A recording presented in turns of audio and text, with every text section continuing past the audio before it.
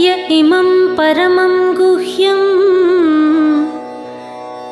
मद्भक्तेष्वभिधास्यति। य इमं परमं गुह्यं मद्भक्तेष्वभिधास्यति। भक्तिं मयि परां कृत्वा मामेवैष्यत्य संशयः। मनुष्याणां सहस्रेषु कश्चिद्यतति सिद्धये।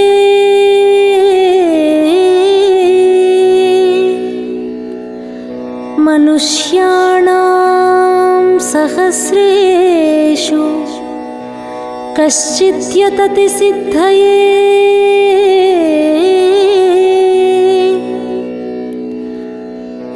यततामपि सिद्धानां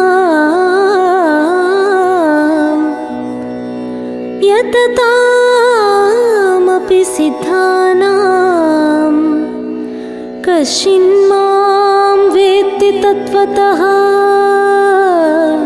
कश्चिन्मां वेत्ति तत्त्वतः।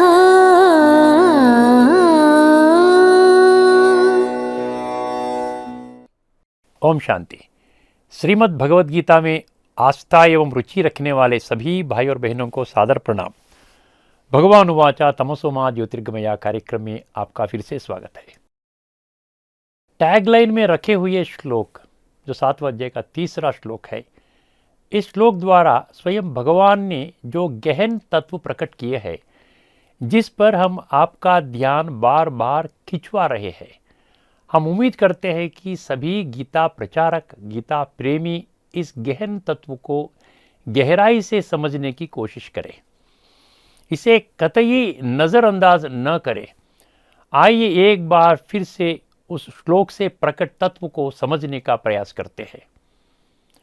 हजारों मनुष्यों में से केवल एक ही मेरे वास्तविक परिचय को प्राप्त करने का प्रयास करता है, और ऐसे प्रयास करने वाले कई लोगों में से केवल एक ही तत्व अर्थात सत्य एवं तर्क के आधार पर मेरे वास्तविक स्वरूप को जान लेता है।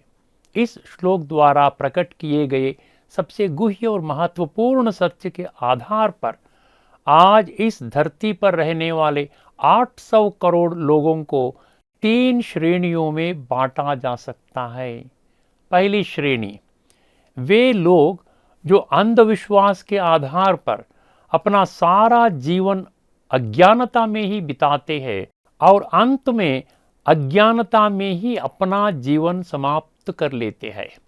इसका एकमात्र कारण स्वयं भगवान द्वारा गीता के 574 भगवान उवाच श्लोकों में दिए गए आध्यात्मिक ज्ञान को समझने में लापरवाही है। ऐसे लोगों को अज्ञानी माना जाता है।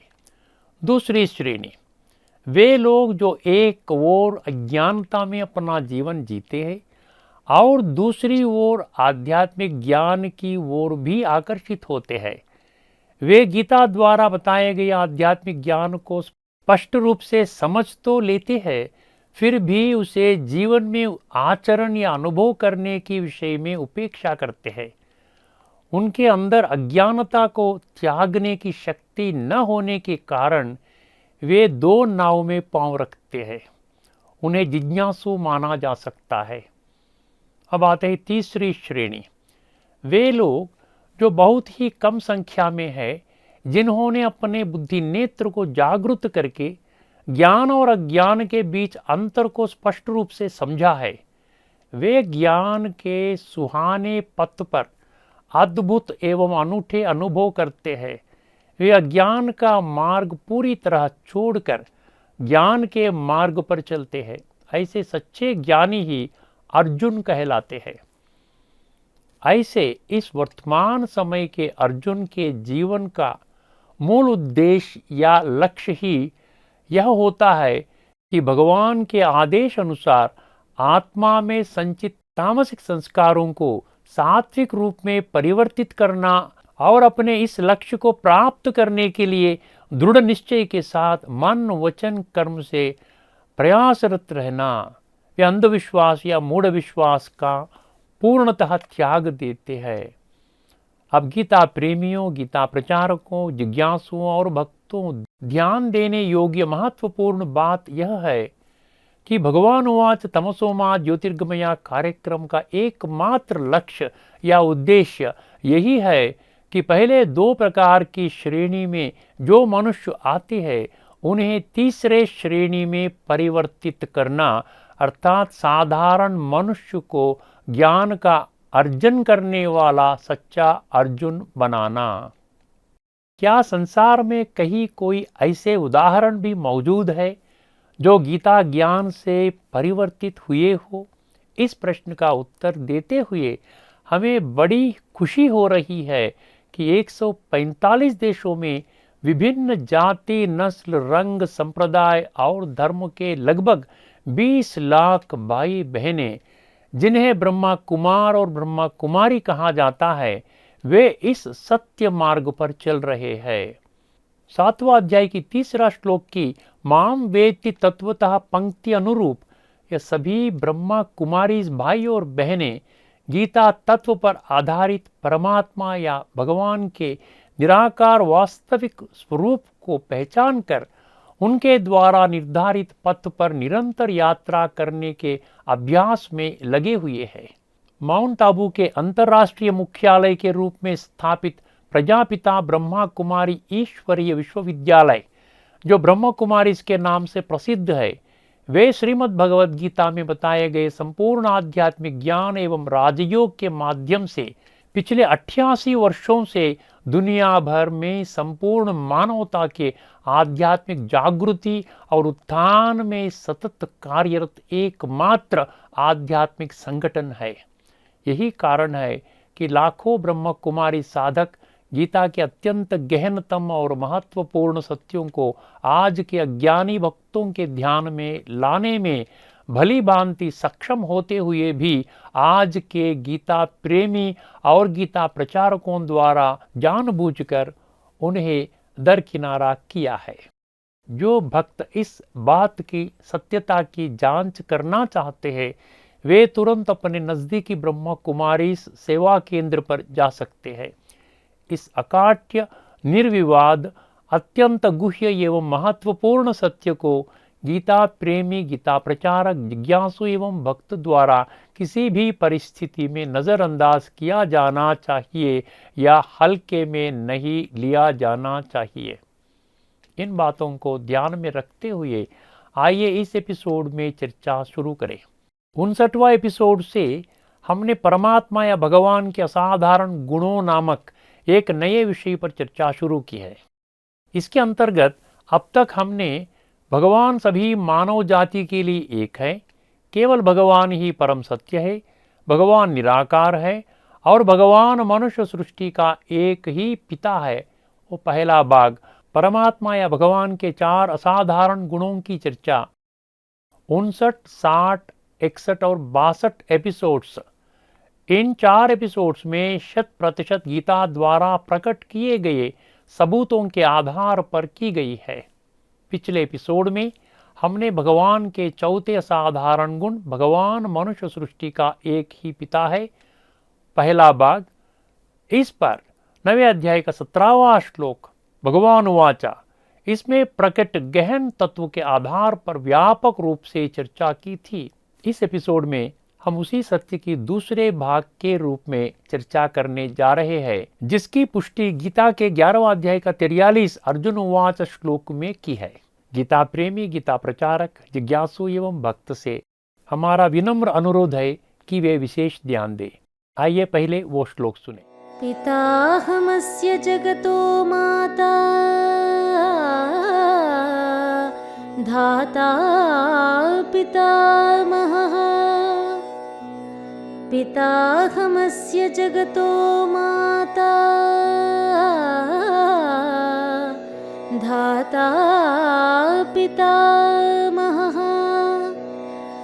वेद्यं पवित्रमोङ्कार वेद्यं पवित्रमोङ्कार रुक्सामयजुरेव च वेद्यं पवित्रमोङ्कार रुक्सामयजुरेव च।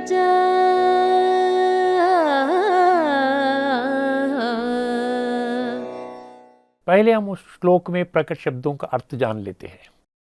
अप्रतिम प्रभाव, अद्वितीय प्रभाव, त्वम आप, अस्य चराचरस्य, इन चराचर प्राणियों से, लोकस्य संपूर्ण जगत को, पिता पिता, च अर्थात और, गरीयान सर्वश्रेष्ठ है, गुरु गुरु, पूज्य असि, पूज्य अर्थात पूजनीय है, लोकत्रये अपि, तीनों लोकों में, त्वत्समः आपके समान, अन्यः एक और, न अस्ति नहीं होगा, अभ्यधिकः अधिक या श्रेष्ठ, कुतः कैसा होगा। इस श्लोक में गहन तत्व ज्ञान समाहित है। उस तत्व को स्पष्ट रूप से और आसानी से समझने के लिए धार्मिक क्षेत्र की कुछ सबसे गहन और महत्वपूर्ण विषयों की स्पष्ट समझ होना बहुत जरूरी है। उसके लिए बुद्धि नेत्र को जागृत करना अति आवश्यक है। अंधविश्वास या मूढ़ विश्वास के आधार पर यह छिपे हुए सत्य नहीं समझ सकते। आइए समझने की कोशिश करें। सबसे पहले श्रीमद् भगवद गीता और इस पृथ्वी पर मौजूद विभिन्न धर्मों के धार्मिक ग्रंथों के बीच के अटूट संबंध को स्पष्ट रूप से पहचानना चाहिए। श्रीमद् भगवद गीता इस पृथ्वी पर सभी धार्मिक शास्त्रों की जननी और सर्वश्रेष्ठ ग्रंथ है। इसी कारण गीता शास्त्र को सर्वशास्त्रमयी शिरोमणि माना गया। मयी का अर्थ है माँ और शिरोमणि का अर्थ है सर्वश्रेष्ठ। लेकिन इस रहस्यमय सत्यों को आज के गीता प्रेमी और गीता प्रचारक भी नजरअंदाज कर देते हैं। गीता को ही गीता माता मानकर हम देखते हैं कि विशेषकर दक्षिण भारत में गीता मंदिरों का निर्माण होता है और गीता को देवी प्रतिमा के रूप में प्रतिष्ठा करके पूजा जाता है। गीता शास्त्र के जन्म दिवस को ही हर वर्ष गीता जयंती एक उत्सव के रूप में मनाया जाता है। इस ग्रह पर किसी अन्य धार्मिक ग्रंथ या शास्त्र को इतना ऊंचा सम्मान या मान्यता प्राप्त नहीं है। इस चर्चा से एक बहुत ही गहन और महत्वपूर्ण सत्य सामने आता है। वह क्या है? गीता सभी शास्त्रों की जननी है, अर्थात सभी शास्त्र गीता के बच्चे हैं। इसलिए सभी शास्त्रों का सार अर्थात एसेंस केवल एक गीता में ही पाया जा सकता है। यहाँ एक और सूक्ष्म सत्य पर ध्यान देना चाहिए। यह कहना कोई अतिशयोक्ति नहीं है कि वर्तमान समय में लोग धार्मिक ग्रंथों का उपयोग केवल पढ़ने, पारायण करने, सुनने और प्रचार करने तक ही सीमित रखते हैं, लेकिन उन ग्रंथों द्वारा सिखाए गए ज्ञान को जीवन में व्यवहार या अनुभव में लाने में उपेक्षा करते हैं। इसका एकमात्र कारण यह है कि जैसा कि 10वां अध्याय का 32वां श्लोक में अध्यात्म विद्या विद्यानाम पंक्ति से पता चलता है, आज के गीता प्रेमी, गीता प्रचारक, जिज्ञासु और भक्त गीता द्वारा प्रकट गहन आध्यात्मिक तत्व अर्थात डीप स्पिरिचुअल फिलॉसफी को पूरी तरह से अनदेखा करते हैं। वर्तमान में गीता जो सार्वभौमिक ग्रंथ है, उसको केवल एक धर्म से संबंधित धार्मिक शास्त्र के रूप में मानना यही एकमात्र घोर भूल है। इस एकज भूल के कारण वर्तमान समय के भक्तों ने गीता को एक धार्मिक शास्त्र मानकर विभिन्न धर्मों के धार्मिक शास्त्रों के समान महत्व दिया और गीता को भी अन्य शास्त्र जैसा केवल पढ़ने, पारायण करने, सुनने और प्रचार करने तक ही सीमित रखा। इस अवसर पर जैसा गीता के 3 अध्याय का 21वां श्लोक, वही अध्याय का 31वां श्लोक और 9वें अध्याय का 2 श्लोक स्पष्ट रूप से पुष्टि करते हैं कि गीता ज्ञान केवल आध्यात्मिक जागृति, आध्यात्मिक ज्ञानोदय और आध्यात्मिक संपन्नता अर्थात spiritual awakening, spiritual enlightenment and spiritual enrichment के लिए ही है, लेकिन किसी भी हालत में पठन, पारायण, श्रवण या प्रचार करने के लिए कदापि नहीं है। हमें इस पृथ्वी पर रहे सभी गीता प्रेमियों का ध्यान में इस अत्यंत गुह्य एवं गंभीर विषय पर खिंचवा रहे हैं। इस प्रकार गीता, जो इस पृथ्वी पर 800 करोड़ लोगों का सार्वभौमिक ग्रंथ है, उसको एक ही धर्म से संबंधित शास्त्र के रूप में सीमित रख इसका दर्जा अर्थात स्टेटस को कम करने का मूल कारण गीता सर्वशास्त्रमयी शिरोमणि की विशेष पहचान की उपेक्षा करना है।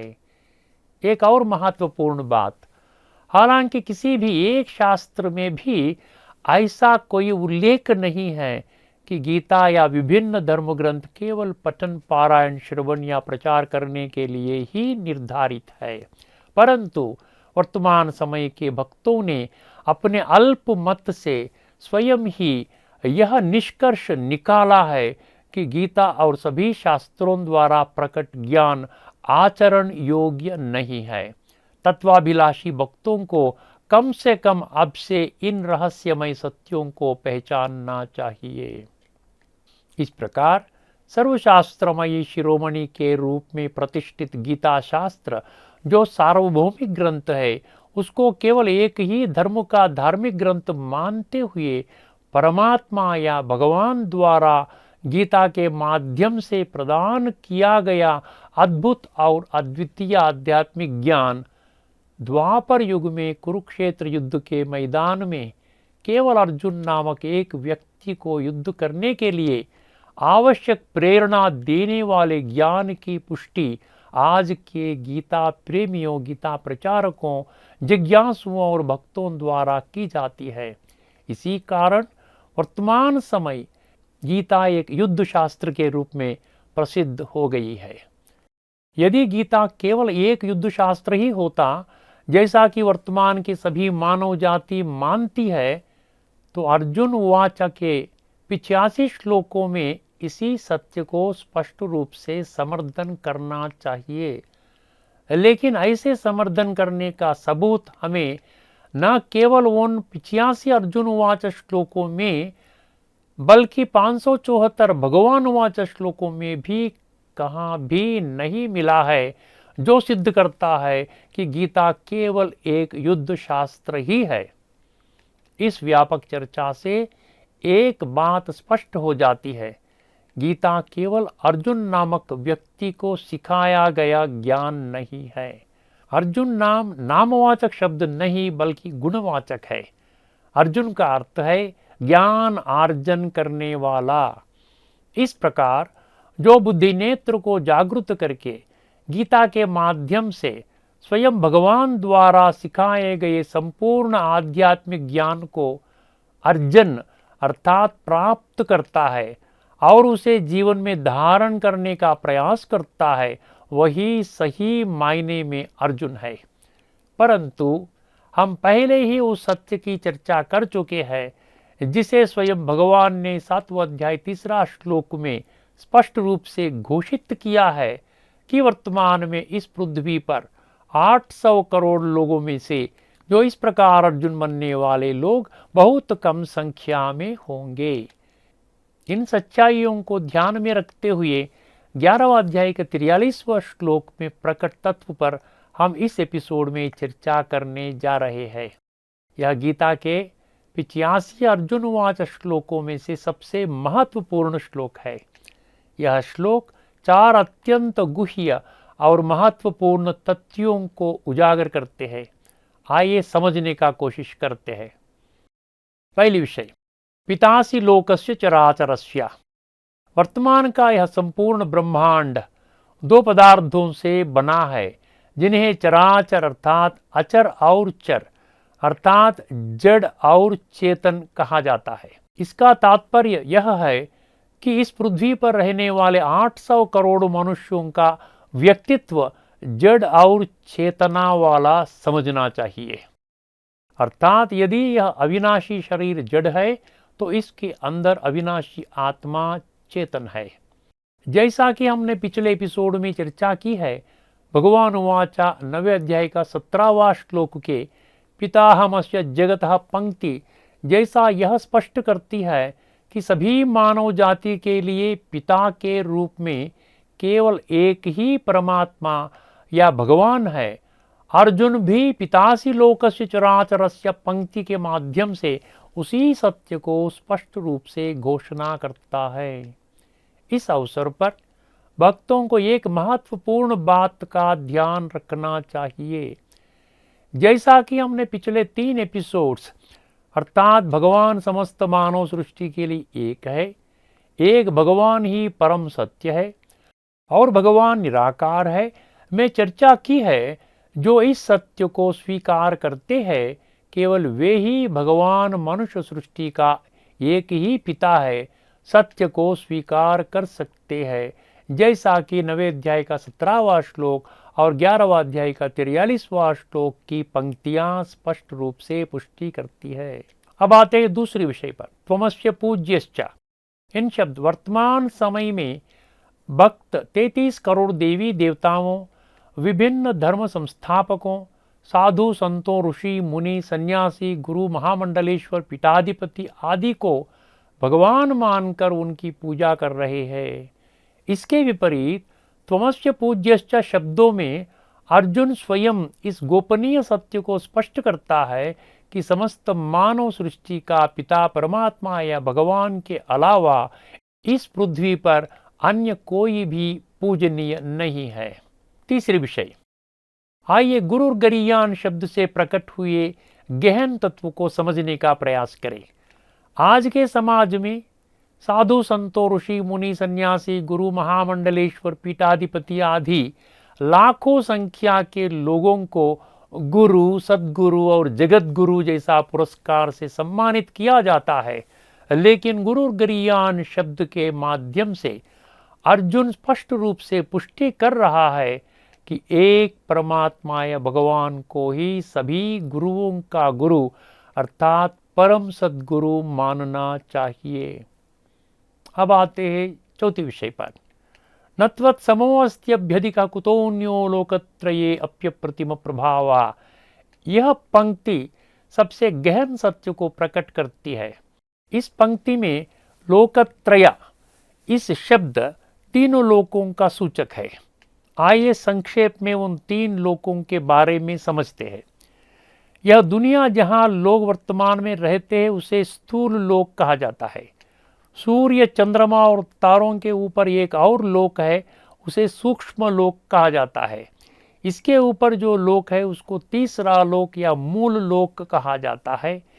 इसे परम धाम, शांति धाम, निर्वाण धाम, अमर धाम, ब्रह्मलोक, ब्रह्म महातत्व, आत्माओं का लोक आदि नामों से वर्णित किया गया है। नत्वत् समोऽस्त्यभ्यधिक कुतोऽन्यो लोकत्रयेऽप्य प्रतिम प्रभावा।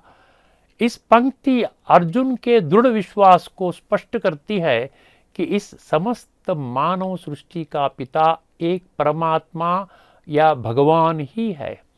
अर्जुन के मन में यह प्रश्न उठता है कि जब इन तीनों लोकों में परमात्मा या भगवान के बराबर कोई व्यक्ति या शक्ति नहीं है तो उनसे श्रेष्ठ कोई कैसे हो सकता है। अप्य प्रतिम प्रभावा शब्द इस अटल और अकाट्य सत्य की पुष्टि करता है कि परमात्मा या भगवान सर्व मनुष्य सृष्टि का एकमात्र पिता है और उनके बराबर कोई नहीं है। परंतु तत्वाभिलाषी भक्तों को आश्चर्य होता है कि इस रहस्यमय सत्य का बोध आज के गीता प्रेमियों, गीता प्रचारकों, जिज्ञासुओं तथा भक्तों को अब तक नहीं हो सका है। इस मौके पर हम आपके ध्यान में एक और चौंकाने वाली बात ला रहे हैं। यदि अर्जुन वाचा 85 श्लोकों का परीक्षण करे, यह सच्चाई स्पष्ट होगा कि जो भी प्रश्न अर्जुन द्वारा भगवान से पूछा गए हैं वे सब केवल समस्त मानव जाति के आध्यात्मिक उत्थान के लिए ही है। आश्चर्य की विषय है कि किसी एक श्लोक में भी यह उल्लेख नहीं है कि गीता ज्ञान केवल मेरे लिए ही दिया गया है और अन्य किसी को भी इस गीता ज्ञान से प्रत्यक्ष संबंध नहीं है। परंतु यह कहने की आवश्यकता नहीं है कि आज के गीता प्रेमी, गीता प्रचारक, जिज्ञासु एवं भक्त इस रहस्यमय सत्य को पहचानने में असफल रहे हैं। यह भयानक गलती ही आज के समाज में नैतिक, मानवीय, सामाजिक और आध्यात्मिक मूल्यों की हानि का एकमात्र कारण है। सर्व गीता प्रेमियों में से कम तत्वाभिलाषी भक्तों को इन सबसे गहन और महत्वपूर्ण बातों को समझते हुए, जैसा कि भगवान ने स्वयं गीता के 3रा अध्याय का 21वां श्लोक, वही अध्याय का 31 तथा 9वें अध्याय का 2रा श्लोक, इन तीनों श्लोकों में स्पष्ट किया है, गीता को तत्वज्ञान की दृष्टिकोण से समझे और इस तरह कार्य करना चाहिए कि जीवन में इसका अनुभव करें। इस व्यापक चर्चा के माध्यम से हम इस श्लोक के द्वारा प्रकट किए गए गहन तत्व को आसानी से समझ सकते हैं। अत्यंत श्रद्धा से समझना चाहिए। अर्जुन उवाच, आप इस ब्रह्मांड के 800 करोड़ मनुष्यों के पिता है। आप इस सृष्टि के एक ही परमात्मा या भगवान के रूप में पूजनीय है और आध्यात्मिक जगत में आपके अलावा कोई गुरु नहीं है, यानी आप ही परम सतगुरु है। आप अतुलनीय, प्रभावशाली है। तीनों लोकों में आपके बराबर ही कोई नहीं है, तो आपसे बढ़कर और कौन होगा। यहाँ हम भगवान के असाधारण गुण का इस श्रृंखला के अंतर्गत इस एपिसोड में परमात्मा या भगवान के चौथे असाधारण गुण, भगवान मनुष्य सृष्टि का एक ही पिता है, दूसरी भाग, इस पर चर्चा को यही समाप्त करते हैं। आगामी एपिसोड में उसी टॉपिक के अंतर्गत हम भगवान के 5वें असाधारण गुण, भगवान ज्ञान सागर है, पर चर्चा करने जा रहे हैं।